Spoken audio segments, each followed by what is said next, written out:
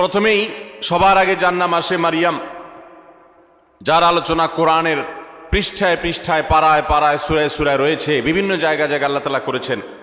সেই মারিয়াম তিনি হলেন গোটা পৃথিবীর কিয়ামত পর্যন্ত আগত আমাদের সকল মা বোনদের জন্য সবচেয়ে উজ্জ্বল উদাহরণ, সবচেয়ে উজ্জ্বল দৃষ্টান্তগুলোর একটি।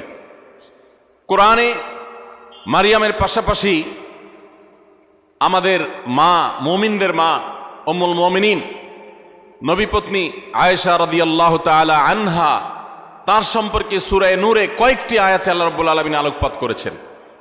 আমরা অনেকে জেনে থাকব আয়েশা রাদিয়াল্লাহু তাআলা আনহার চরিত্রে কালিমা লেপনের অপচেষ্টা এবং ঘৃণ্য কর্ম করেছিল মুনাফিকরা।